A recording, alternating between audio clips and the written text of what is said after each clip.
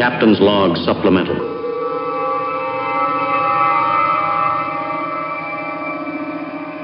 Hey Jeremy, you know those race cars you're busy building? Yeah, I do. You, I you, got one that I'm looking at every day. you know what I don't see you working on? You don't see me working on the amazing Sentinel system yet. That's true. It would take all of 10 minutes for you to have one.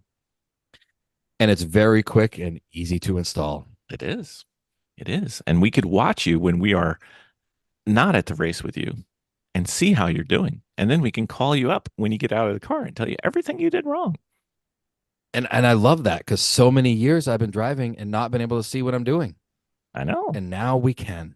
I know. You know what I'd like to do with the video? My most favorite thing is I take the video and I load it on YouTube and then I send it to my coach and say, look at 26 minutes and 17 seconds. Look at this one lap and tell me what I can do better. And every single time, you know what they say? Everything. Exactly. Precisely. So with the Sentinel system, you get instantaneous feedback plus useful feedback that unfortunately is accurate for my driving. I think it's accurate for all of our driving. Pretty much. Yeah, that's probably true. Yep. But you need to get one in your car, sir. Yes, I do. And with the discount code that you're going to tell everybody, they can save 10% on this awesome system. Yep. Trouble-free.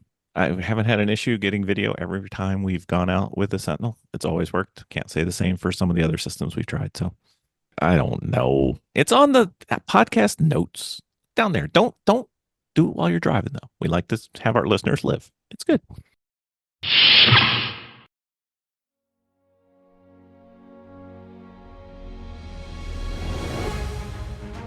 From the great halls of their house, there are assembled three who hope to one day be the world's greatest driving heroes. Created from the cosmic legends of the universe comes our team captain, the Vision, Bill Fisher, and their soon-to-be Wonder Woman, Vicki Fisher, and our Captain Marvel and head flight trainee, Jennifer Skripchuk. Their mission: to fight injustice, share what is right and wrong, to get you out of your house and come out racing with them and serve all mankind. They are the Garage Heroes in Training Team. Welcome to the Garage Heroes in Training Podcast. I'm going to be one of the hosts for this episode. My name is Bill. Who else is hosting? I'm Vicki. Miss Vicki, guess who's here? GridLife people. That's right. Continuing our GridLife post Lime Rock festivities, we have the puppet master of GridLife himself, Adam Jabaay. I didn't see you at this one, which bummed me out. You have a puppet made for yourself. There's no other way to introduce you. But I didn't see you at Lime Rock, and I bummed you out. Or that bummed me out. Well, not seeing me at Lime Rock was unfortunately by choice. We had the entire house was sick, and I did not want to make any of my racing friends This get is sick. true. I hate it when that happens. I thought about getting sick because I was so intimidated by the jam-packed schedule, and I didn't want to do it. Well, but I we mean, got through it. That was good. The advantage of Lime Rock is you don't have to worry about the fog coming in as you do at Laguna. So It was so foggy in the morning. But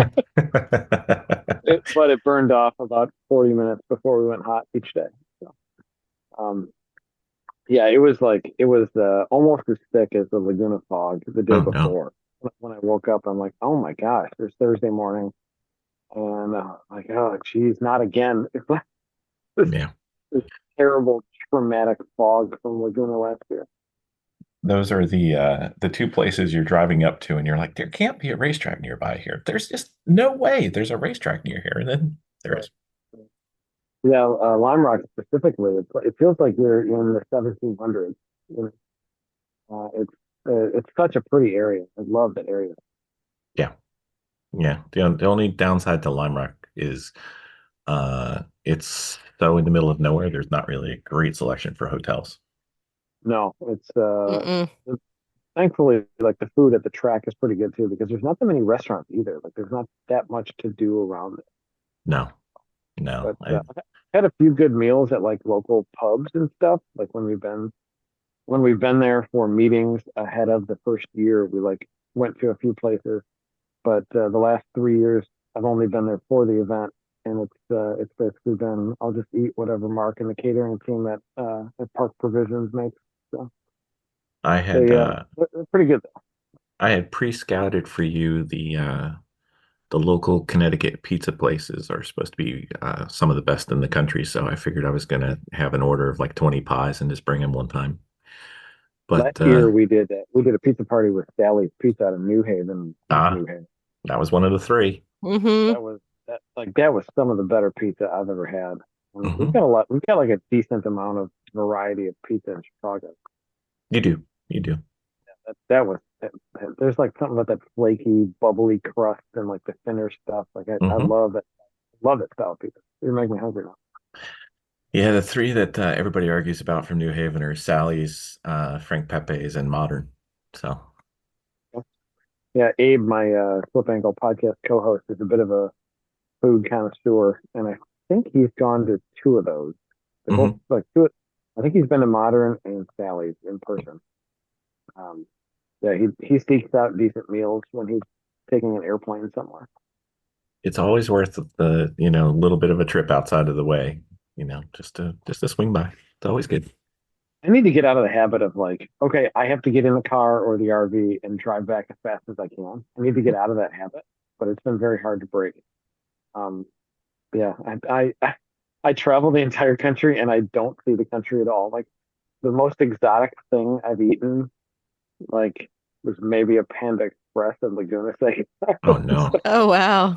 I'm doing it solidly wrong. Yeah, I can't speak too much to that because Jeremy, one of our teammates, he's always amazed when he calls me up and he tells me where he is, and I said, okay, in 3 exits, get off and go to this place, or in 2 exits, go to this. I'm like, You've tried too many things. I love that.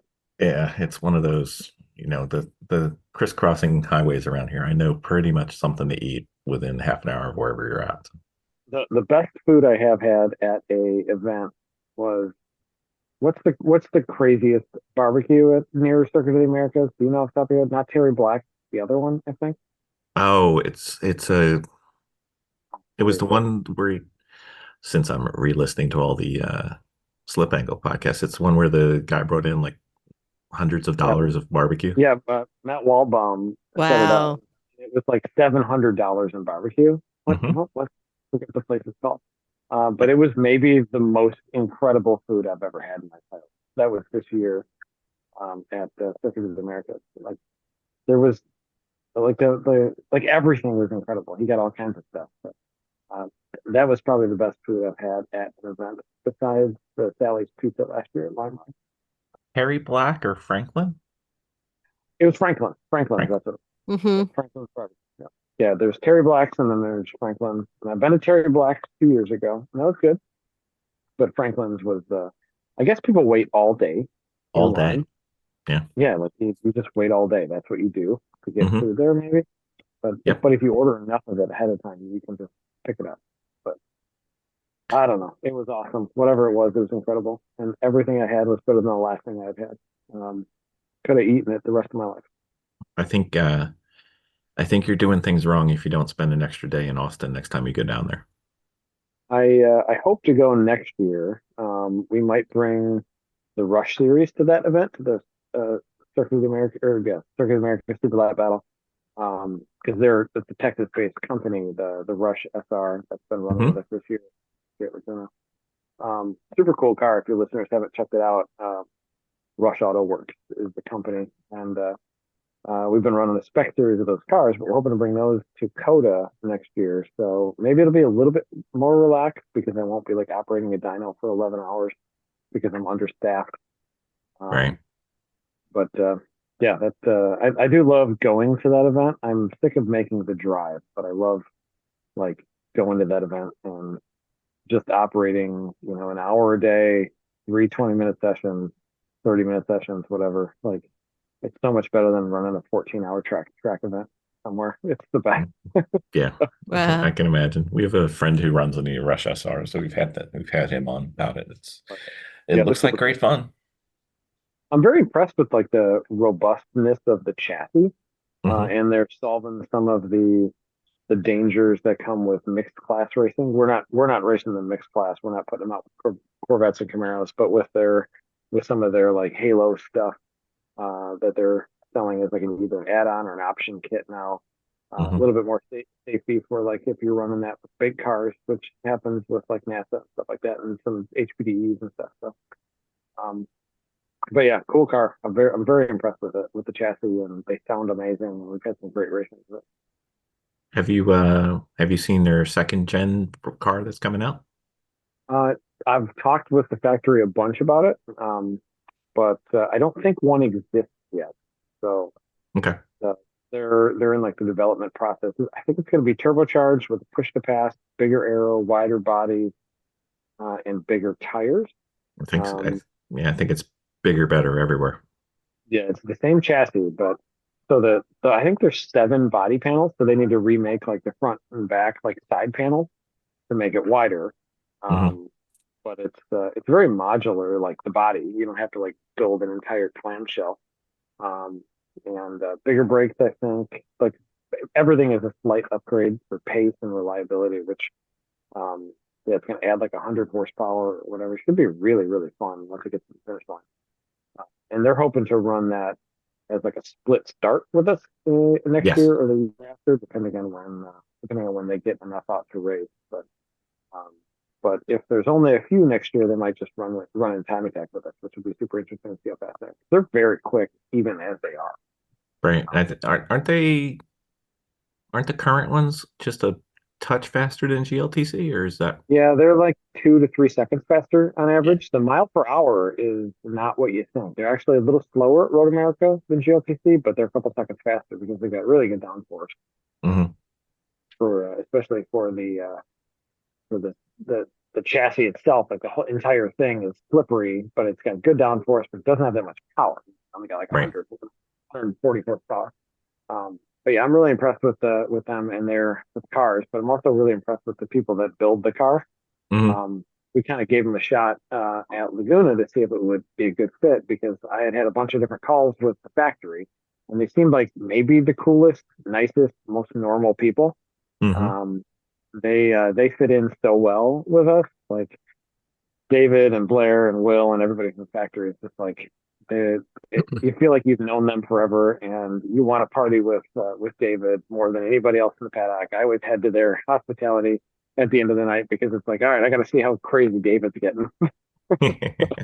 They've been a very fun addition to the series, which is cool and really Hmm. great race. If we're It is. building like a spectator focused club racing, like that's easy to watch and fun to listen to, and it's been great. It was very stoked. Yeah, they do sound pretty nice, especially when a herd of them start coming down. Yeah, we actually put a bunch of extra effort into like the sound at Road America on the live stream, Hmm. and in some of the clips that we've posted, you can if you compare it to some of the older stuff, you can tell that we brought in a sound guy with some directional mics, and he put them in the right spot, and I mean it sounds like indie race at some point. Like it's so cool. Like they did such a good job capturing the noise, which is sometimes hard to do in like a non-million-dollar live stream. Still my favorite racing to watch on TV, sir. Well, we appreciate it, man. It's weird to hear somebody say that. I stalk you from a distance when I'm sick, and when I'm not sick, Well, I bother you in person. that's fine. He's got my number. I hope to see you more in person. Maybe take a flight and come see us at Laguna. We're trying to get out to a pit race, and Cool. I'm Cool. I'm waiting listed for it, but I may not need the waiting list because somebody just said they wanted to buy the car, so we'll see. Oh, geez. What car? Uh, our fit, we're just not using it, Gotcha. so Yeah. They're easy to live with, but yeah, you got to use a car to want to keep it. yeah, it's just the only place I can get to that I race is with you, and you guys are so far away. I wish you We could are a little bit country. away. We're a little bit away Yeah, away. Yeah, The so NJMP, like on the hottest weekend of the year, was fun a few times, but ah, that was so hot. that was so brutal. it was the first year we did that. It was the hottest. like event we've ever had. It was so hot. I mean, we went through so That many was hot popsicles. for us. Yeah, And we're from this region. And that was just not normal weather.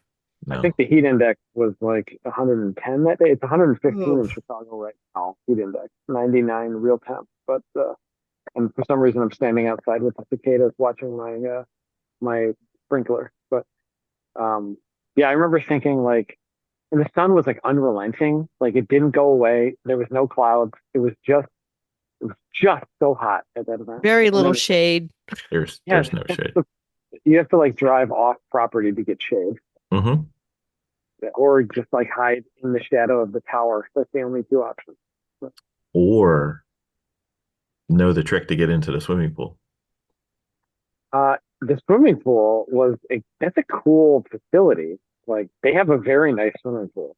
They do. And we did have people that first year go in the swimming pool because there was that food truck festival Yep. Yeah. the Saturday night, which was Mhm. pretty rad. I was kind of We- bummed that the second year that wasn't the same weekend. We partook in the pool and then the food trucks, so we double dipped. Yeah. That was a fun event. It was very hot, but it was a fun event. I totally forgot most of the details about that event. Like that feels like a lifetime and a half ago. It does. We miss it, but we understand. It's fine. It's Not fine. not saying we won't go back to NGMP. It's just the schedule things with some other opportunities with like the Road America Festival. We had to jump at it, you know. It's not for lack of other opportunities you guys get to race out, so we understand. Yeah, when Road America like calls you and says, "Hey, can you produce an event like maybe a really big event at our facility, please?" Um, we had to, yeah, we kind of had to explore that rabbit hole. So NGMP suffered a little bit, but cool track. I enjoyed NGMP. It was a nice facility. The tower is well air conditioned. Mhm. The fueling, like the gas can regulations are obscurely interesting, and the fact that like the state has regulations about helmets is odd. But Worse than New Jersey? yeah, New Jersey. I'm talking about. Oh, okay. I thought you were talking about Road Yeah. America. No, Road America's chill. But New Jersey's the only one that we've had that the interesting New Jersey laws, or whatever they call them. But Yep. yeah, the track was great to deal with. They were cool people, and my guy John has produced some gajillion extreme experience events there. Yeah. So it was old hat to him. It wasn't a big deal. Yeah, it's not bad at all.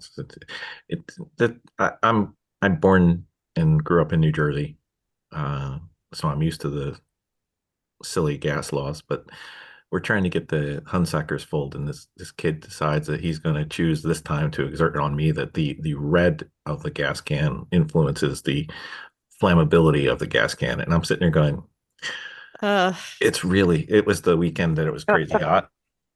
And I'm like, Yeah. okay, now I'm going to warn you. I have a PhD in material science.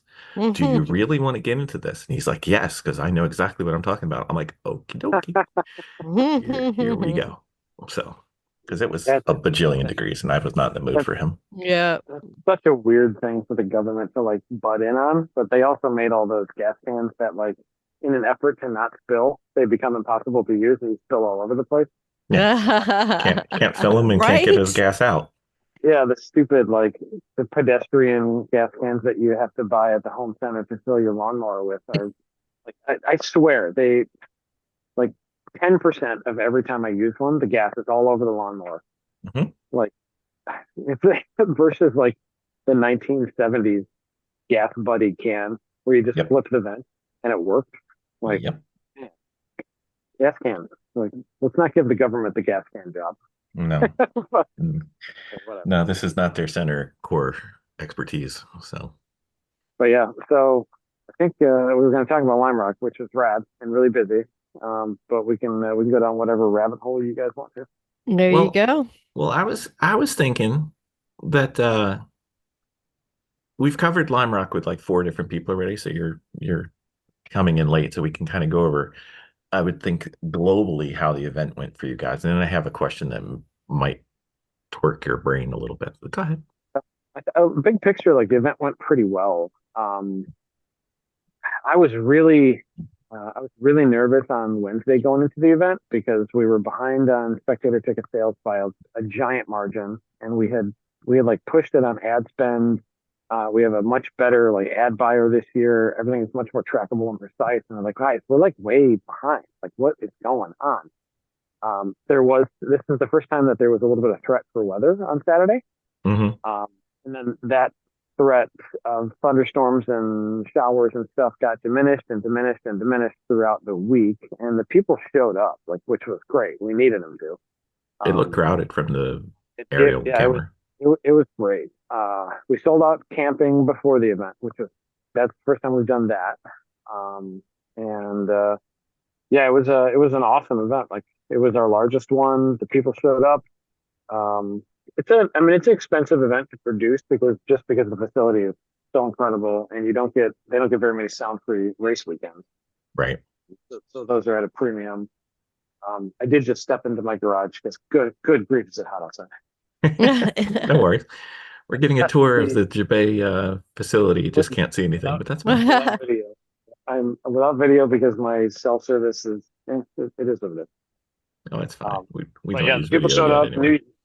The Prime NYC guys with the car show and the curation of like the concourse. They did an amazing job. It was an RX-7 focus concourse, which is very cool. Mm-hmm. Mm-hmm. They did a great job, like as they always do. They've been an awesome partner to work with on that front. And Lime Rock staff, like, if listeners haven't been to Lime Rock and they have the ability to go to Lime Rock, I think you should, just because they're the nicest people of any facility anywhere in the country. And nowadays, I think Road America is probably a close second. Like, Road America was awesome to deal with a month ago. Like, they put all their vibes into our event. Like, everybody was smiling. All the traffic people, all the security guards, all the parking staff was like so nice. And Lime Rock's always been that way. Yeah, both great tracks to work with, versus some other pro tracks in the country who hire the meanest people on the planet. Cough, cough, Mid Ohio. But, yes.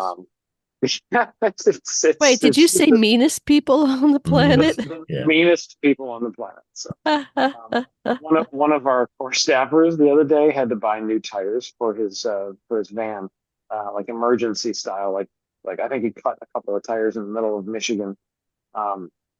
And he calls me and he said, I deliberately didn't buy the Coopers because the Mid Ohio staff is so mean, and Cooper sponsors Mid Ohio, so I bought the Michelins instead. But yeah, we're trying to crack the whip on Mid Ohio.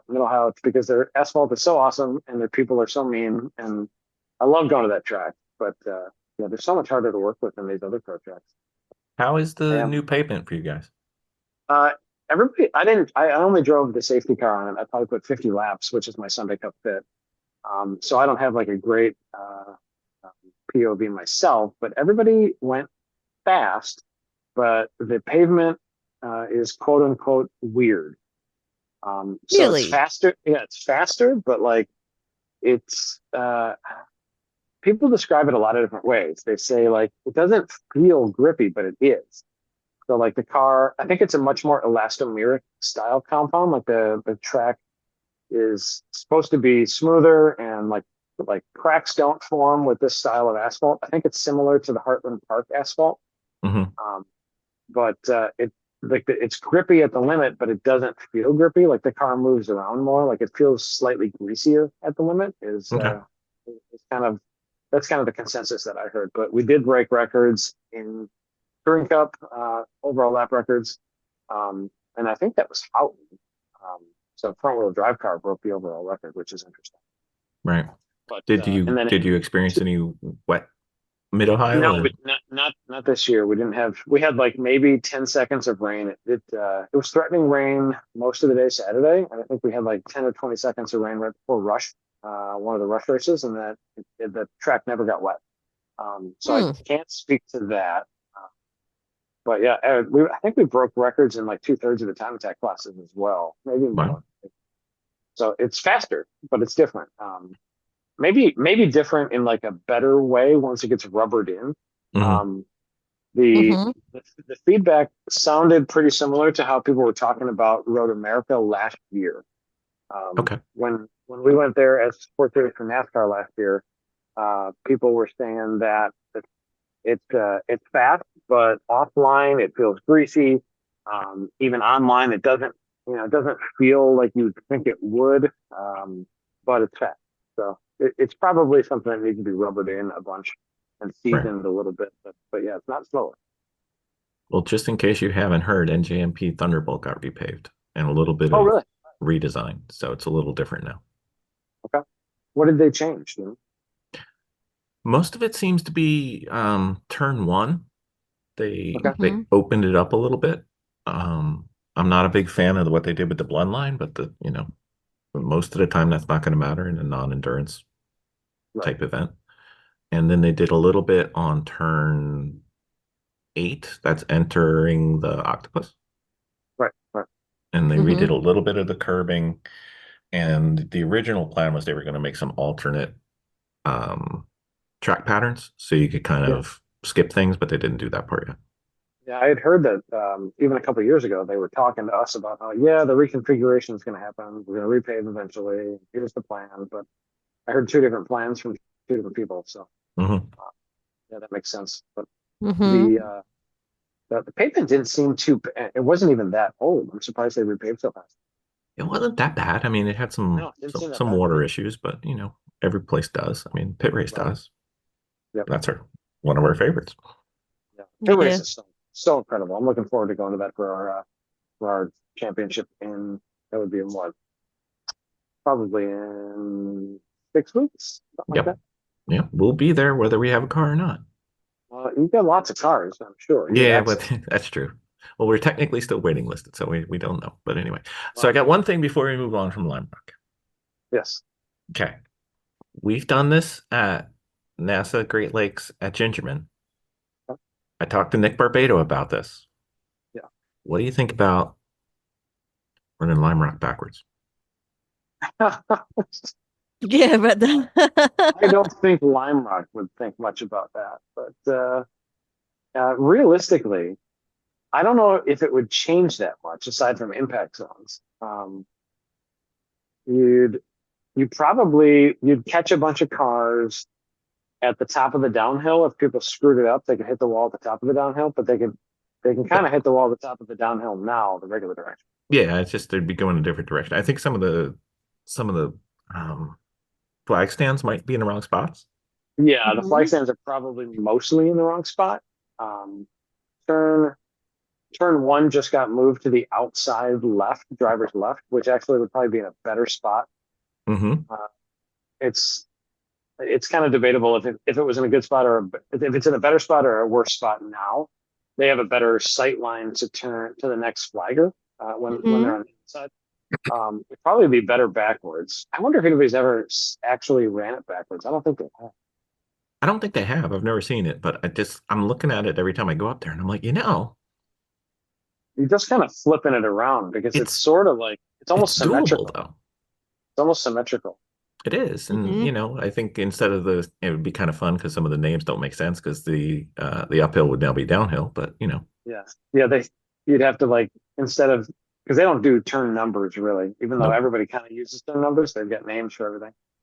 The one worry I would maybe have is that people would be carrying too much speed going up the old downhill because they could, because that's a pretty long straightaway actually. Coming Um, down, yeah. yeah, so if you're going backwards, the front straight, and then it would be a left-hander uphill, Mm-hmm. which could compress the car a bunch. But if you overdid it, there's zero runoff at the top underneath the Bailey Bridge. So you'd probably collect a lot of cars there, and maybe a lot of cars at the top before the new downhill, the top of the old uphill. Yeah, that was kind of the one spot I was worried about the top of It, the it, top of uphill. it would probably be pretty fun though. Like the rest of it actually is like a pretty good runoff if you're going Mm-hmm. backwards and you go down the current uphill. There's still, I mean, it's a little tight off to the right side. There's wall right there, but that would be a straighter shot than the current downhill, which would Yeah. probably be. And then it just kind of opens up into kind of like the broader area. You'd probably be fine in the S's and stuff down there, and then it would be it'd be the right-hander instead of the left-hander. Mm-hmm. There's decent runoff right there. You probably have halfway decent flag locations for that whole section. Yeah. You'd have a decent flag location for the end of the front straightaway, which would be the downhill backwards. That flag stand would be right in driver's view. Yep. Yeah, it would totally work. The false grid wouldn't work very well. You'd have to basically go out and go hard left. Yeah, that would be one of the problems I thought of. That's a big enough sweep. That's probably a 50-foot sweep. You could turn around cars in 50 feet. Yeah. I don't know. Just an idea. Seemed like a dumb idea. I wonder if they'd let us do that. Probably wouldn't, but it would be interesting. Well, Yeah, we did it at Gingerman. Gingerman backwards is the best. It is. So It is much kind of fun. When you're dropping down into turn 10 backwards, it rules. Like the whole world disappears, and you're doing like this really fast. Where do I brake left-hander? Yep. We've ran Gingerman backwards, not with GridLife, but with our Honda Meet event a bunch of times. And then the old track manager was like really leery of it. Like I guess some insurance person said it's not safe, even though it's fine. Like, yeah, you can take out all the brake markers and all the turns are decreasing radius versus the opening radius, but it's probably safer at turn 12. What would you call turn 12? 11, sorry. Backwards 11, the left-hander. Yeah, it's probably safer there because you don't have the wall. Yep. So the very first time I was ever there was in 2002, maybe 3, for a Club SI event, which was like a hot boy civic, like turn of the century track event. Maybe it was a speed trials event. I forget. But there was a brand new S2000, like an S2000s they were just out, right? Mm-hmm. And this thing had all of the Mugen parts. So this was like somebody's baby. And it was being driven by his friend, who I think quit driving after this. But turn 1, which, now it opens up into a field, the guardrails along your left-hand side. The turn 1, if you screw it up, you loop into the wall and you smash into the wall real hard at Gingerman backwards. This dude looped this S2000, and I was standing. It was me and my girlfriend, who's not my wife, and my buddy Hugo, and we were standing basically just south of the turn 1 flag station. And this dude looped it, and we got sprayed with plastic, and a wing almost hit us in the head. I think they had a legal fight that actually went to a courts about who paid for what, because this car was totally screwed up. But that was like my first experience at Gingerman Raceway ever. so it's more dangerous if you do backwards in turn 1, but everything else is kind of about the same. Like it's not too different. There are some from like before Gingerman Festival this year, we were on me and John and like Michael, the track lead, and some of the maintenance guys there. We were on Bobcats for like 6 hours filling the verges in front of and back of the curbs, and we were playing around out in the field, just like smoothing stuff. And there are some odd potholes, like not really potholes, almost like sinkholes in a few spots. I don't think any of those would be in spots that would be a problem, but that is a very sandy area, so sometimes you do get weird sinkholes. But yeah, it's really fun backwards. Gingerman backwards is great. It is. It's such a good time. It's like a whole new racetrack. Yeah, and it's almost the exact same time, and I think it flows better. Yeah. Like my personal best lap time in my old CRX was within 0.2 of itself, forwards and backwards. So, it's about the same amount of lap time. It's a little bit awkward when you're entering the racetrack because you're entering like into an impact zone with no blend line, so you got to kind of have a corner worker down there that knows what they're doing.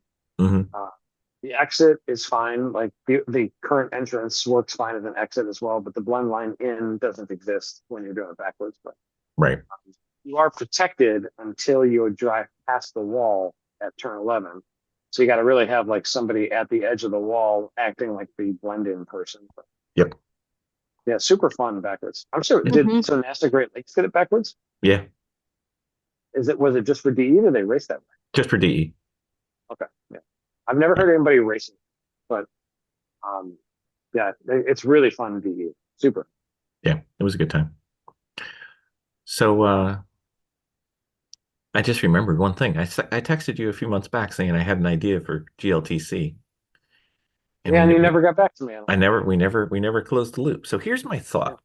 I think I was like I think I was driving home from an event when you texted me. I think you were. I think it might have been Road America. I'm not sure. I want to say I replied and said, let's talk Monday or something. Yeah, well, life got in the way. So here's my thinking. You guys got all these multipliers for weight, for aero, for tires, for what about a multiplier that compensates for the tracks? Because obviously Lime Rock to Road America Very to different. Coda Yep. to ACC, Yep. they're That's kind an of interesting one. It's card always dependent. been like it's always been like a horses for courses type of series because of the different tracks that we run. Right. Interesting. I've never actually thought about that. I wonder why I haven't thought about that. It's not a terrible idea. I was just thinking it would be good because I don't think anybody does it just due to No. travel schedules, but you could like cherry pick. IMSA sort of does that because they kind of assign BOP race to race, because they're trying to build, a competitive TV production. Yeah. And largely, I think they base it on the previous races or like qualifyings or whatever. I'm guessing if I was the guy in IMSA doing that, I would also be trying to build it on the next track. Mm-hmm. And I've never thought of that. That's a very interesting idea. I was just thinking, nobody We've does it got because we've got 6 or 7 years of historical data, so we actually have some educated guess there. yeah, because you could cherry pick your events to fit your car. Like the Corvette should go to the big horsepower car and skip, Yeah, automatic. Corvettes get not Corvettes, but rear wheel drive V8 stuff or whatever. Right. We have And plenty of things that are fake Corvettes. They get 2 or 3% here and negative 1% here, yep. and vice versa. Front wheel drive and like Miatas are kind of up and down a couple percent. I could see that being a thing. That's interesting. Maybe adjust the weight or maybe adjust the weight horsepower ratio. I don't know. That's something to think about. I was like, one of the things we are thinking about, we're thinking about tightening up the allowed horsepower range, either with last year we went to 4,000 pound maximum, and we're thinking about going down a little bit, just to tighten up, because like the Corvettes are detuning so much anyway. We've had Corvettes that are down to like 225 horsepower, and LS stuff that's down that low. Some of them have been in the 270 range to keep under the 4,000 pound range. Yeah. Mm-hmm. But at the big long tracks, you see the data start to change when you get above 120 miles an hour.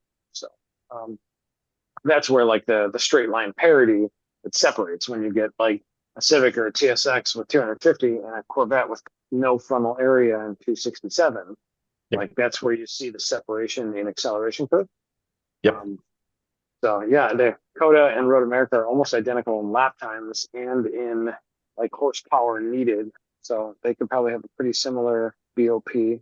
But yeah, that's an interesting thought exercise. I'll have to put some brain power towards that, whatever brain power I have left. I mean, I'm not sure it would work, but I was just thinking it might be something to look at. Right. Could be something to run past the group, because the group wants to race close. You know what I mean? They know that there are some cars that are going to be better. Like Eric Cattell has done great on tight courses. Luke McGrew's done great on big courses. And then they clash pretty hard at like a Mid-Ohio.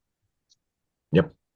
I do think Mid-Ohio and Pit Race are probably going to be the two best equalizers, and maybe Autobahn. Autobahn really is sort of, I think it's one of the best club racing tracks in the country. If you're going to actually do sprint race wheel to wheel, I think Autobahn is one of the best to race on. Yeah. Yeah, I'm pretty excited to race at Audubon. We didn't race last year. We've raced there 3 or 4 years, but we didn't race GLTC at Audubon last year. So I'm excited to go back to that. And I'm actually my plan is to race my GLTC Civic there as well. So I'll be decidedly mid-pack, which will be fun. Mm-hmm. I don't know. Don't belittle mid-pack in your crew, man. That's a pretty mid-pack is great. Like I'm stoked doing on something. So I hadn't been in my car until our Honda Meet event. And Honda Meet is at Gingerman, and Midwest Festival had just been at Gingerman. And so we had like pretty comparable data. The weather was pretty similar. It was a little bit hotter at Honda Meet, and my lap time at Honda Meet would have put me, I think it was P21 in qualifying, which I was like, yo, that's way higher up than I thought I would be. Yeah. So, Wow. yeah, so that was it. It's turned into like a gaggle of axe murderers. It's the national championships every weekend, which is good and bad. Everybody's really pushed each other. Like it's been really fun to watch the series and the drivers like push each other so hard and find the time that like if you're only racing a couple different cars in your class, like you don't have the gun to your head proverbially to find all that time. Um, like everybody's got a gun to their head. It feels like everybody wants to find all the time. Data is so heavily used from all the drivers. Like everybody's reviewing video. They all want to find all the laps, which is it's humbling and it's also like a stressful thing to like oversee. I didn't ever think it would get to this. Wow. I know my original plan was to be good enough at some point to, my long term aspirational goal was to be, mid pack GLTC. You guys just keep moving mid pack. Now my mid pack target's probably dead last right now, but that's okay. Mid pack in 2019 would actually have been 4 seconds off the slowest pace at Midwest this year, which is wild to think. It is a moving target, sir. And we've also like pulled back. The power to weight has never changed. We've pulled back on some of on the tires overall. Like Hoosiers were like the tire du jour the first 3 seasons. We even had a Hoosier contingency for a year. But then because it was small Hoosiers and then wider street tires, and we like got rid of the small Hoosiers and basically replaced those with street tires. And I just like street tires are really good. 200 tread wears are really good now. They're probably better than Hoosiers were 12 years ago or similar. Mhm. But I just can't believe the pace. The pace, like I don't know if this hobby ever ends for an amateur. Like you might think you have all the speed in any given car at any given time, but you probably don't. Like it never ends. I thought in 2016, like how is Time Attack ever going to go faster than this? Right. And like Time Attack is now 10 seconds faster than they were in 2016 in like any given class, which blows me. And they have It's fun, plans it's for fun to watch. more.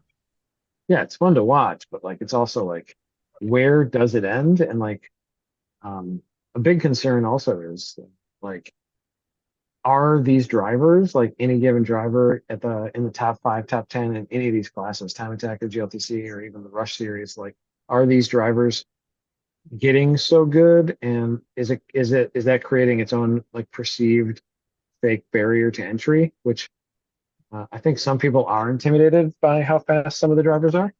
Yeah. I've heard that from other people in other series, but it's fun to see new people jump in and just try to hang and try to be a part of the series and then like find their home. That's some of my favorite things about, what we do is like we meet a driver, they like spectate a couple events. I'll get to know them a little bit because they've got questions via email. Then they'll like come out to one event again when their car is almost done. Then they like crew for somebody, and then they jump in both feet. Like case in point, like Kevin Bandy, who's jumped into GLTC this year. He had been to a bunch of different GridLife events, and then like this is his first year in Touring Cup, and he's gone from like back in the pack to like solidly in the middle, maybe in the top 15 at Lime Rock, which was like it's so fun to watch the progression and like to see the community like embrace a driver that like just wants to be there, gets to know everybody. Yeah, it's been fun. That's to me that's like the reason that we do is people like that, and like Eric Magnuson jumped in Coda this year, and he had never even like driven far for an event. And he's like, I'll drive across the world for these events. This is the best. Like he's part of the crew. All like instantly he vibed with the people. If you want to be here, these people will grab you. They'll accept you. They love you. Yep. And if those are the people that we get to do events with, great. I'm down for that. If everybody's a jerk, like, I'll just go back to construction. There you go. So what was the highlight for you for this past race? For Lime Rock, probably the karaoke party on Saturday night. That was really fun. You're not the first to say that, sir. It was a really good party, and I was stone sober, just working. Like I was I was taking down motorsports stuff and packing up things in the semi trailer until 10 o'clock at night. Karaoke party's already going. And I just wandered over there and just watched from the outskirts of the tent and talked to people that I hadn't seen, and some people that I hadn't seen in years, like my buddy Greg and me, who's been on our podcast a bunch of times. And I was on like the SCCA ST committee with him for a while. Like he showed up crewing for his friend. He was just there hanging out. And it was so fun to like catch up with him. We hung out watching karaoke for 45 minutes. That's just it's a great vibe. That place has like there's I kind of firmly believe that like locations have like memories and histories, because I can kind of feel it, like you can feel when you're in like uh not like, the Indian burial ground poltergeist vibe, but you can like feel when a place has like bad energy. And like Mhm. Lime Rock might have the best energy. Like, that place just breeds fun. I love being there. I just love the place. So It- what it- did not go well? Friday night, I think I had a mental breakdown. I went to bed early. Was that after the karaoke? At an No, that's event? Friday. Yeah, Friday night. Normally when the track goes cold, like I cut loose, I have a few drinks and I stay up way too late. But I was like purposefully not drinking, trying to be super responsible. But I'd also had like so much pressure on me. Probably the the previous 2 weeks, I was so stressed about a couple pieces of the schedule. We were oversold on time attack. We were only supposed to have 75 time attack cars, and in the time frame that the purchase or that the like the credit card processor could reference the inventory, which I don't know what the time frame is, but it's under a minute. Mm-hmm. In that time, it had already sold 100. So like in Wow. 45, like it was the fastest selling time attack event we've ever had in frame wise. So like in the span of like a cumulative 45 seconds or whatever across Gold Pass and other things, we had sold way too many spots. And like we kind of stuck with that. So I had to build a schedule around that. We also had Model 3 Challenge. We had pretty big rush series. We had GLTC A main and B main, and we had Drift. And Drift last year was great. We had like big Mm-hmm. long drift sessions, huge field. It looked like a war zone, It did. but the locals did not appreciate it. They filed a complaint with the EPA. They like, I think they even got some legal stuff involved. Like they tried to go after the track in legal ways. There's nothing in their charter that says they can't do that. But like the goal was to minimize the Right. smoke this year, which ended up being like a big point of contention, not like contention, but like we have a very worried track ownership and like management, like in our ear the whole day on Friday, because the smoke was trending towards the house that housed the core complainer. And then the smoke changed in the afternoon, and it was a lot less of stress. It was very hazy You too, because know, there's like wildfires it in the area. But what do you expect when you live next to a racetrack? well, that's you saying that as a racer, Right? I know, not but as no, the guy not as bought a house near a racetrack. What did he but really his expect was gonna happen? but his vegetables had particulate matter on them, and he reported that to the EPA. So, so that I think that, and also like Chris wasn't there, my co-founder counterpart, he wasn't there at this event. He had some family stuff. Um, I just felt like Friday night, I thought I need to I felt like I was in the way and screwing everything up, and I needed to go and hide. And Mm. like it was that was my least favorite part of it.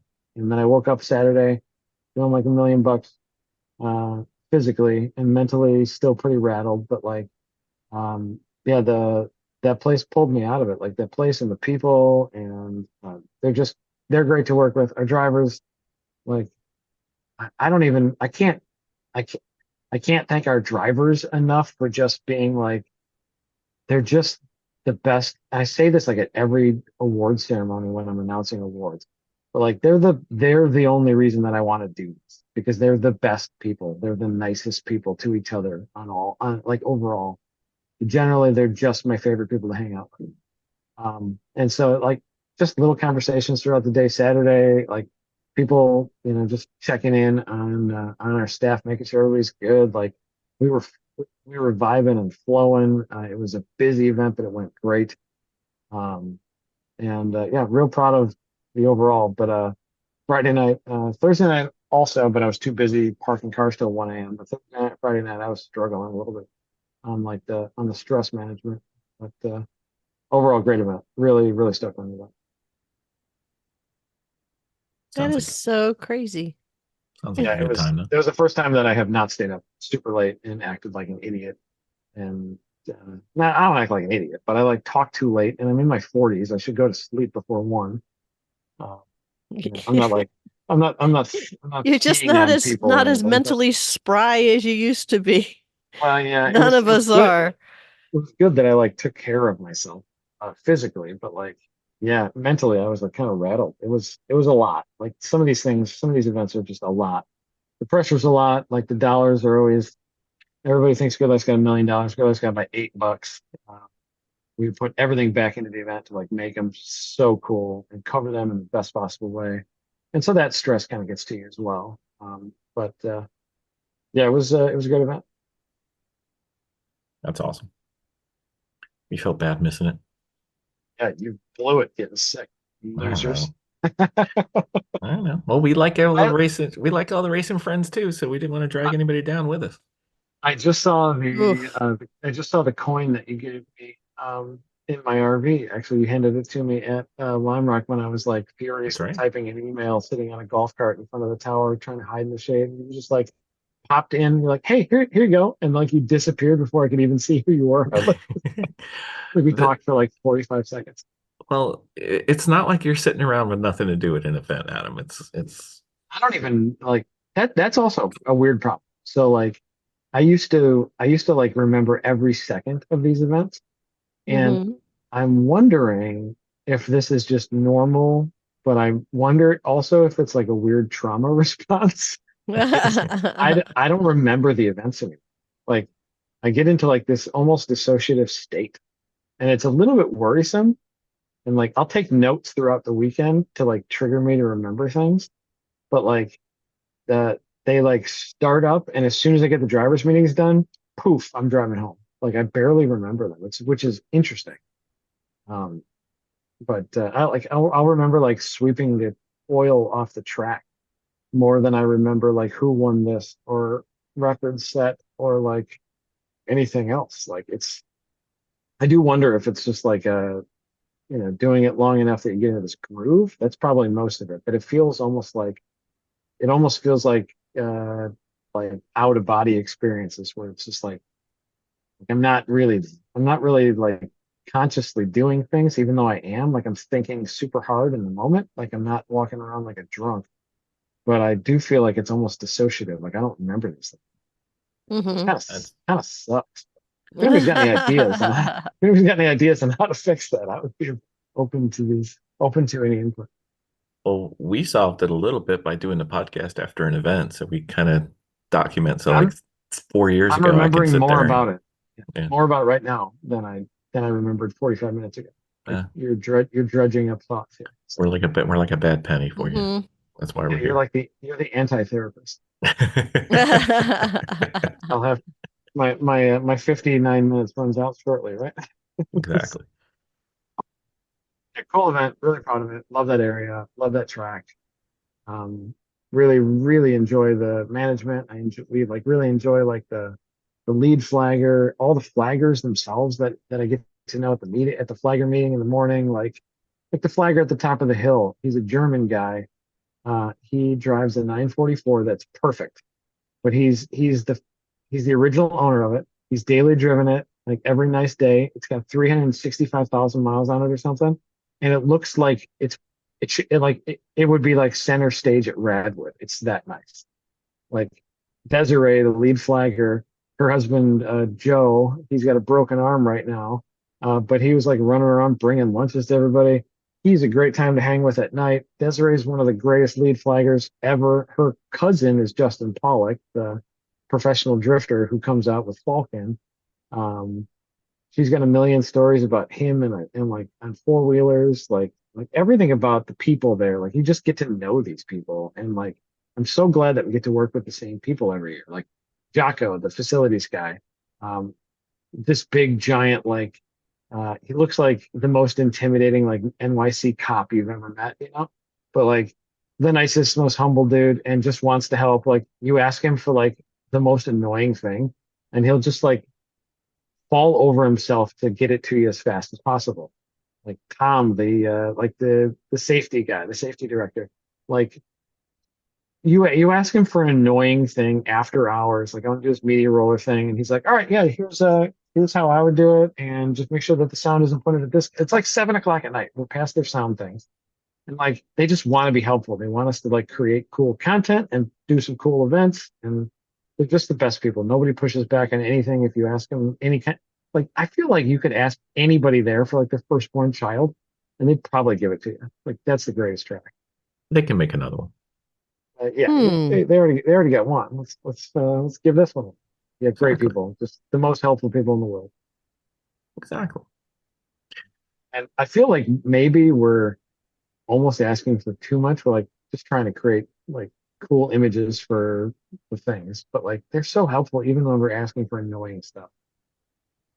Like they gave me 40 extra minutes because we could put the Model 3 challenge 20 minutes early and we'd go 20 minutes late because Mm-hmm. their charter says engines and those things don't have engines.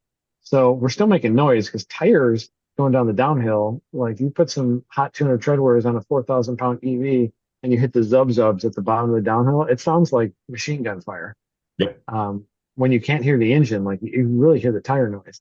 But yeah, we actually run almost an extra hour just because they allow it. Like they push for it and they go to bat for us. But Mm-hmm. it's great track partner with. Can't say enough good things. Probably going to keep No. rambling if you let me. No, that's fine. Oh no, we're thoroughly enjoying it. Speaking of rambling, I hear the GridLife season's not over. Where are you going to be rambling soon? So I'm actually we're going to try to do some podcasts at Audubon. So we will physically and literally be rambling at Audubon. That's in 2 weeks, 2.5 weeks. Um, and just today we announced the test day for Audubon. So we got a Friday test day, which is going to be most of the day Friday before the event, which would be cool. The event's been sold out for a while. So it's going to be a fun one. We got DE and Big Time Attack Field and GOPC at that one. Hmm. And then after that, we also just today announced that we put an application out for semi trucks going to Laguna for drivers that want to ship cars out. We found a pretty solid rate for 2024, a pretty solid rate for round trip to Laguna Seca and back. Origin point and destination point will be Gingerman Raceway. Does that include So the tools and supplies and spares and stuff? whatever you can put in the car, Okay. because it's an open trailer, like like Oh, a okay. an 8 car, 9 car, whatever they are. Hmm. The dedicated like car transport trucks. So that's the best rate we could find. Enclosed in transportation is like double the cost. Yeah, easily. But we had one truck go out last year from Gingerman. We're hoping for at least one truck this year. We've had a bunch of interest. So we just put that out. That's on the GridLife Discord, and emails have gone out to all the drivers registered for Laguna, and I think maybe all the Gold Passers too. Um, so that's coming up. Laguna is in like 30 days, which is wild to think about. Um, Pretty excited that we're bringing our Willow Springs flagger team to Laguna, which is great. So we get to like hang out with Christine and her crazy Hmm. gang of desert rats, which is they're the best. They're so fun to hang out with. So great flag team. Trying to bring some of our Junior and Raceway safety crew up as well, which would be super cool. Working on flight budgets and stuff like that. So, We know yeah, a Laguna. really good safety crew out west if you need it. Do you? Who's that? It's the group that works with Lucky Dog. They're fantastic. Oh, cool. Where are they based out of, dude? I think San Francisco area. We struggled last year to find crew. And now Laguna has their own new crew, which is supposed to be great. So using their crew and maybe supplementing one truck with the Gingerman, the rescue guys, which is a great team. Hmm. But yeah, always Laguna is kind of like a venue, not like a racetrack. Right. Weird. Like you have to, like they have contacts to bring people to do jobs, but like they don't have like, oh, this is our lead flagger. They don't like have that, which is strange. they're also like in a continuous like new management cycle, like constantly. Yes. So Yeah, it seems that way. there's always like new people there, new teams, stuff like that. So, um, but yeah, looking forward to Laguna. And then we talked about our championship at Pit Race, which is when is October that? Early, 15th or so. yeah, it's mid-October. Yeah. Mm-hmm.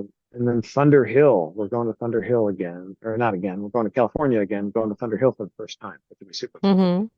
Mm-hmm. The manager Matt Busby called me a couple hours ago, and potentially we might have a pretty cool announcement for that event. I gotta get through a bunch of details on that in the next 24 hours. So, Mm-hmm. yeah, can't say yet, but there is potentially some pretty cool news about the Thunder Hill event, and it might involve darkness. So we'll have to, yeah, Well, the, we looking were forward to talking going. about a rather stupid idea, and feel free to use it. I love stupid ideas. I'm really good at stupid ideas. We've had several of those ourselves. Indeed. So yeah, we'll end the season at Thunder Hill. Thunder Hill is actually the first round of 2025 points and the last round of 2024 West Coast Champions points. So we've got the FCP Euro Pacific Championship, which is like a sub championship, like everything counts for national, but then there's like a Pacific Championship, which for GLTC it was Coda, and then it'll be Coda and Willow Springs, Laguna, and Thunder Hill. And for Time Attack, it'll be Willow Springs, Laguna, and Thunder Hill. Mm-hmm. So yeah, last round of 24 Pacific and first round of the national overall series. So Yeah. for next year. So. I don't know if you realize it, but we are undefeated on the East Coast swing. So. Yeah, you're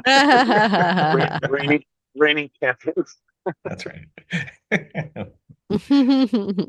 No worries. So I walked outside and I think all of a sudden it's like 20 degrees cooler here, and there's a lot of lightning. So we might be getting some. We might be getting whacked here with some power. all right. Some, Well, don't hold your phone up too high then. That'll not it's help. it's like very beautiful. I'm But sure. There's a lot of light. Mm-hmm.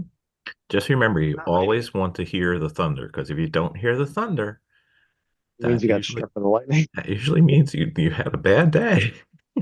I just also shut my sprinkler off because I picked it up to move it because we haven't had any rain. And like it's the sprinkler, like the fan kind that goes back and forth. And the plastic surround on it just like crumbled in my hand. So now I get to get the plastic welder out tomorrow and fix my sprinkler because I'm too cheap to buy new. I'm surprised it didn't just melt into a puddle the way you guys have been going. It's been so hot. I can imagine. Crazy season, and grateful to my team for like a lot of these people like that work these events. They travel the country to work these events with us, and they go back to their real job. And it's largely like a labor of love for most of the people, and very grateful to host these events with these people. Like wouldn't want to do it with anybody else. So, Adam, I'm not sure you're able to say anything, but any ideas for coming next year or coming years?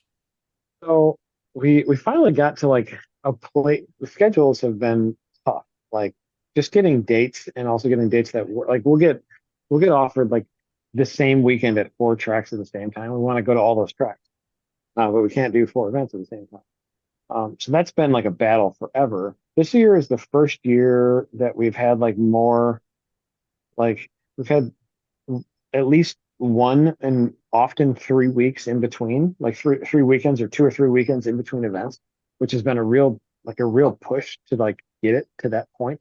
Yep. We're hoping to like rinse and repeat and maybe just like pick and choose and move some tracks around. But as far as like the spread in the schedule, because it's been very, very much like needed, especially as some of our like race control and race ops teams also work IMSA and F1. Like we've got people that are in those towers as well, and Extreme Experience, which like Extreme Experience operates like 250 track days a year. Not track days, but like ride along experience days at racetracks a year. So we've got people that are at racetracks constantly. We want to try to get our schedule out ASAP so I can get those people back. Especially my two core race like tower timing and scoring and clerk of the course. Like these people are at racetracks everywhere all the time, and they need to schedule. So we're working on the schedule ASAP. We are hoping to have a pretty cool support series announcement, but TBD on that. Like it's hopefully we'll know within a week or two. But some of that stuff is these are decisions that have to go up many chains of command. So Indeed. doing support for Super Lap Battle has been great for the past 5 years. Like we've really enjoyed that event and been pretty proud of how it's grown for JD and the team over there at Coda. That event turned into like it was a pretty small event in 2020 when we were the first time I heard about COVID at that event, 2020, and then now it's like it's kind of a circus. Like there's a lot of people at this event. It's got a good festival vibe, big car show, drifting up on top of the hill in the paddock up at the top. It's been a pretty sick event. So we want to continue to support that. Maybe not with GLTC, maybe with the Rush guys, maybe with both. I don't know. But then, we did support series for NASCAR Xfinity last year with it was Carrera Cup, us, and NASCAR at Road America, and that was really fun. So support series events are a great way to meet a bunch of new spectators and put some good racing on usually and have a good time, and also only have to work like 3 or 4 hours a day tops, which is super cool. Unless it's me running the dyno, because then it's 12 hours a day. Yeah. Hopefully we do at least one sport series thing, probably 2 next year. Okay. Got one last question for you, Adam. Yes, sir.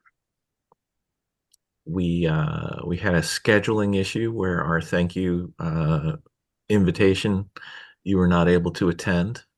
We need to get your schedule set up for next year, and we're not taking no this time. I'm down to have a good time anywhere, anytime, as long as I'm doing. I know. I'm just making sure you know we will follow you. We know where you are many weekends. Chase me down. I'll even give him my regular address. If you can come find me here, like we can hang out on the deck. Yeah. Maybe not right now with the lightning going off like it is, but we did have a bit of a tornado hit us in July, I think. So my deck is now back to normal. It looks good. The treehouse is rebuilt. Life is good at the Jabaay residence again, aside from Illinois property tax complaints. Everything's great.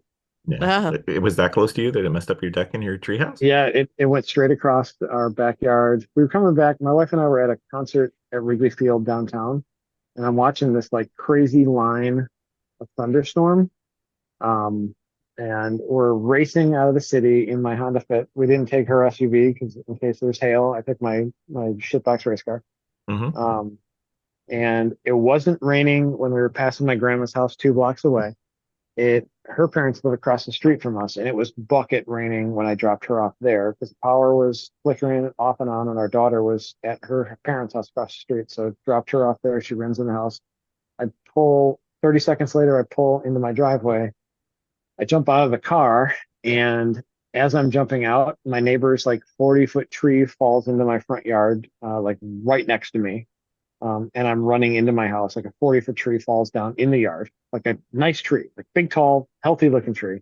And I run into the backyard, or run into the house, look out the back window, up into the deck. And we have big trees behind our house. There's a park behind our house. So the wind kind of runs across the field in the park. And it was so loud. Like it sounded like everybody's like, oh, it sounds like a freight train. It sounded like a freight train. Amazing. When I was running in the house, I look out the back window, and the top half of a tree in our backyard, probably 70 feet from our house, snaps off and gets thrown at the treehouse, and the treehouse catches it like a catcher's mitt, gets completely demolished and destroyed. And like my daughter and the next door neighbor, younger kids, like they love this treehouse. So I had to rebuild it. Right. But it gets knocked down completely, and it saved my neighbor and my house from getting hit by this giant, like probably 2,000 or 3,000 pound piece of wood, 30-foot top half, 25, 30-foot top half of a tree. But the treehouse caught it like a catcher's mitt and like slowed it down. It didn't hit our house, and it didn't hurt our decks either. So Yeah, so I got lucky, but I've been rebuilding a treehouse for like all my free time in the past month. So, yeah, hopefully it doesn't happen again today. I built it way stronger. Did you lace it up and have some nice leather on there, or you know? No, it's I used the oils and got the Rawlings logo nice and emblazoned deeply Nice, into it. nice. So That's right. I actually put three big posts, so now it's not just relying on the cutoff tree, which that tree got knocked down 5 years ago by a tornado as well. And I cut it Wow. off. I cut it off at like 6 foot and built a treehouse on top of it. But now it's not just sitting on top of a tree stump; it's sitting on three posts. Sounds like Anyway, you yeah, should move to Lime Rock, Adam. I wouldn't mind not getting hit by tornadoes or microbursts anymore, but I've got all my extended family within like literally 3 blocks of our house, so it's a lovely place for our daughter to grow up, and like everybody's Sure. here. But like, man, these property taxes, good gravy. Well, I will say you do have the advantage. You may have tornadoes nearby and microbursts, but at least your commutes aren't quite as bad as if you did live at Lime Rock, because you would not Yeah, like that would the be travel schedule. that drive is Hmm. fun. I rented a Corolla this time. I didn't take my bus. I had to bring a lot of gear out there because Hmm. I had all the transponders and I had like a couple of pit bikes, and so I rented a Corolla. It was 2024, had radar cruise and lane keep assist, Hmm. and God bless Toyota. They built a nice little car, and that car drove me all the way to Laguna or Lime Rock. It was Wow. amazing. Their technology is so incredible. It was so good. I'm I not a barely fan had of to Radar drive. Cruise. Radar Oh, Cruise and I do not get along. I barely had to drive. It doesn't beep at you. It just kind of like follows on the turnpike. It's great because everybody just goes. Yeah. There's not a lot of. Yeah, it drove me all the way there. I loved it. That car was amazing. Mm. Anyway, Well, well, well, yeah, looking forward to a good end of the year, and yeah, hopefully we can chat again. Maybe I can get you guys on a slip angle because we need to throw some shows up soon. Got to get well, back in the saddle. I mean, if you want to throw this one on there, you can have a copy too. I wouldn't mind it. I wouldn't mind it. That's not a terrible idea. If you can give me a file of that, it sounds. Welcome to the Slip Angle Podcast. That does not sound like a terrible idea. I think our listeners would enjoy that. So Not a problem. We got you covered. cool. Let's do it. All right. Mhm. Very well. Thank All you, right. Adam. Well, yes. Thank you Thank guys, you. and I hope you have a great rest of your night. Thanks, you too. No more tornadoes, man. Hopefully not. It seems like the energy might have dissipated east of us. So let's see.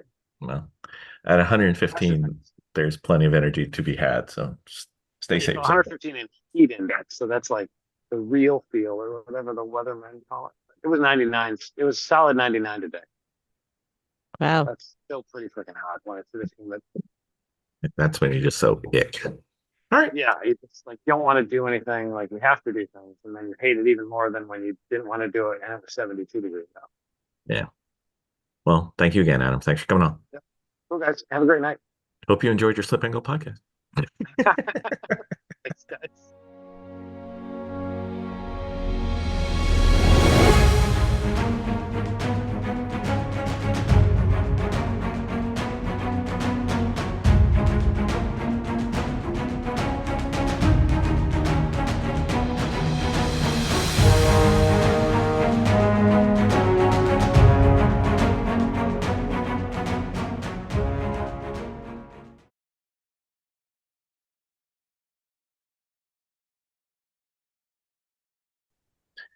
Do you want the dumbest plan I had for the summer?